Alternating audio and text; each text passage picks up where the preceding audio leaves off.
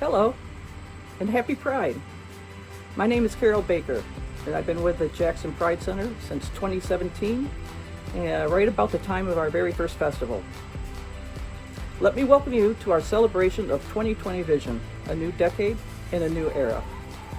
Let me tell you, when we started planning this year's festival last year, we had no idea we'd be in the middle of a global pandemic, a growing Black Lives Matter movement to eliminate systemic racism and hatred, a onslaught of political attacks from the current White House administration.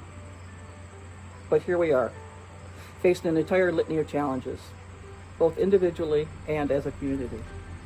Everything from pandemic viruses to massive unemployment to massive homelessness, escalating violence directed towards our trans brothers and sisters.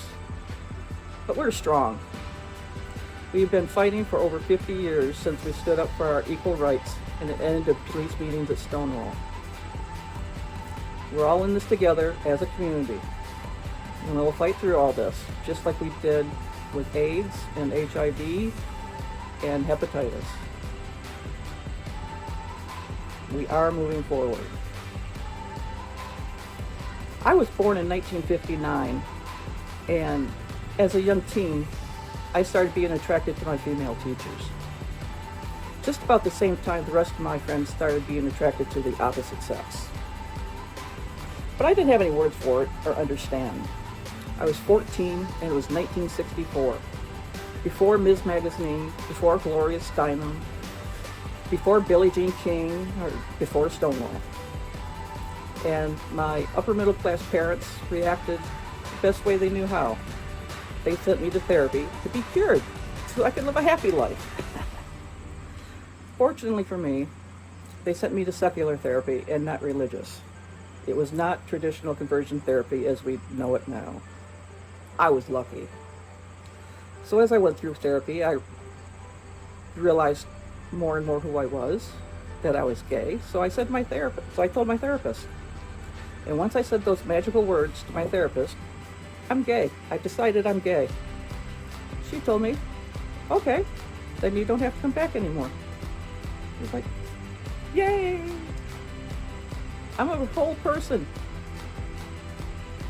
And it was shortly after that I joined the Gay Liberation in 1981 as a public speaker when I was going to Central Michigan University.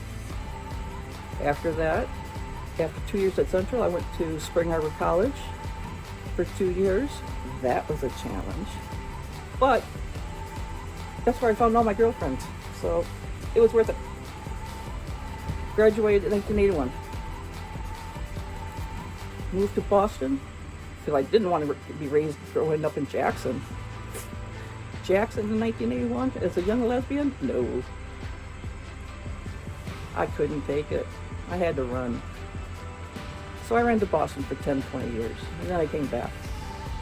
But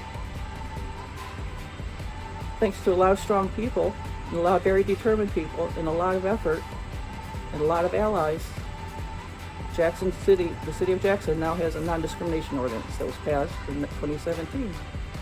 So things are getting better. Things are improving. We're moving forward. Because of the virus, we can't get together like we'd like to. I've been depressed for the last 2 or 3 or 4 days really bad because it's not to be a regular Pride. I miss the food and the music and the vendors and seeing everybody and the hugs. But, like I said, we'll get through it. We wanted to make sure everyone was safe and that we'd be around for next year's, which will be on August 21st. 2021, so put that in your calendar. Anyway, since we can't be in person, we're trying to get more programming started up with Zoom, so we can at least talk to each other and see each other's faces. A lot of other things that we're doing is we've been working with the Henry Ford Health Systems, and Consumers Energy, and Baker College, and all of our wonderful sponsors. and the City of Jackson. The City of Jackson now has an LGBT liaison, which happens to be me. But it's a recognition that the City of Jackson is trying to reach out to its LGBT community. So things are moving forward. I think times are tough, but as long as we're all registered to vote and we all vote in November, we'll be okay. So wear a mask, register to vote, wash your hands. Love you all. Happy Pride.